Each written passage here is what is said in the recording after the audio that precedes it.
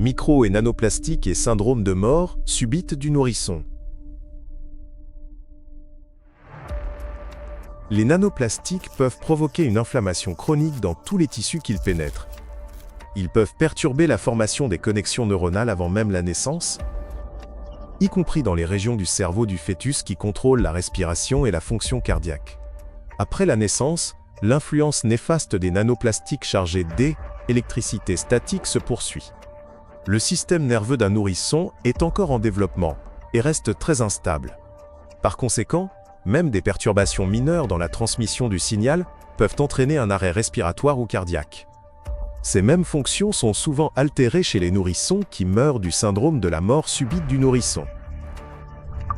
De plus, lorsque les micro- et nanoplastiques endommagent les mitochondries, les cellules affectées commencent à produire moins d'énergie. Pour compenser ce déficit, ils augmentent le nombre de copies de l'ADN mitochondrial et augmentent leur population de mitochondries. Des études ont montré que les enfants décédés du syndrome de la mort subite du nourrisson présentaient un nombre significativement plus élevé de copies d'ADN mitochondrial dans leur cortex cérébral par rapport au groupe de contrôle, ce qui suggère que ce nombre peut servir de biomarqueur dans les cas de mort subite du nourrisson. Ainsi, l'exposition aux micro- et nanoplastiques pourrait être un facteur clé dans le développement du syndrome de la mort subite du nourrisson, ainsi que dans une série de pathologies qui contribuent à la mortalité infantile prématurée. Nous sommes incapables de nous protéger et surtout de protéger nos enfants des effets des micro- et nanoplastiques. Alors que les équipements de diagnostic modernes, capables d'identifier avec précision les véritables causes de la maladie et de la mort, n'est pas encore disponible partout, nous pouvons dire avec un haut degré de confiance que les nanoplastiques contribuent au développement de nombreuses maladies et peuvent en accélérer la progression. Dans les rares cas où des examens post-mortem détaillés ont été effectués, les chercheurs ont trouvé des quantités significatives de particules micro- et nanoplastiques, précisément dans les organes et tissus affectés.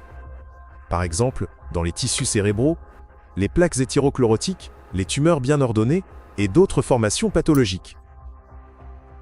Mais malgré des millions de décès chaque année, de telles enquêtes sur la présence de ces particules de plastique ne sont menées que dans des cas isolés.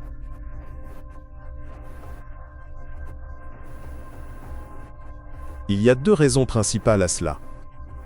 Tout d'abord, de nombreux laboratoires ne disposent tout simplement pas de l'équipement nécessaire pour détecter de manière fiable les micro- et nanoplastiques.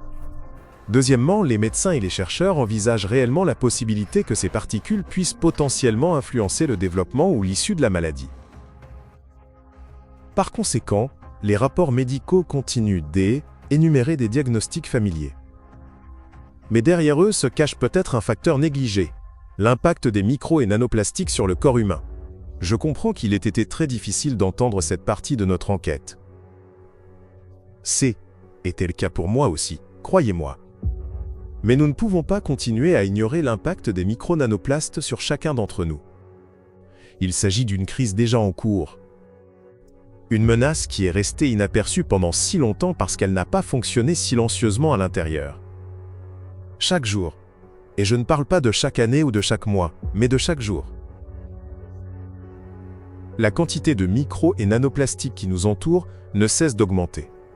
Les gros déchets plastiques se décomposent constamment en particules plus petites. Ces particules finissent par pénétrer dans l'organisme par le biais des aliments que nous mangeons, de l'eau que nous buvons et de l'air que nous respirons. Cela signifie qu'à chaque repas, à chaque gorgée d'eau et à chaque respiration, des énormes quantités de nanoplastiques pénètrent dans l'organisme et commencent leur travail destructeur. Leurs effets nocifs sur nos cellules augmentent directement en fonction de leur concentration. C'est un fait scientifique. Ce qui est encore plus alarmant, c'est qu'aujourd'hui, il y a déjà tellement de micro- et de nanoplastiques accumulés dans les océans qu'il suffirait à détruire toute la biosphère, y compris l'homme, au moins 3 fois. Laissez-moi vous parler du reste de cette ampleur. Notre instinct nous pousse à les fuir. Et je comprends que l'on puisse avoir l'impression que la seule réponse logique est d'éliminer complètement le plastique de nos vies, ou, mieux encore, de prendre notre famille et de déménager dans un coin vierge de notre planète. Mais cela résoudrait-il vraiment le problème? En fait, où pourrions-nous aller pour échapper aux micro et nanoplastiques?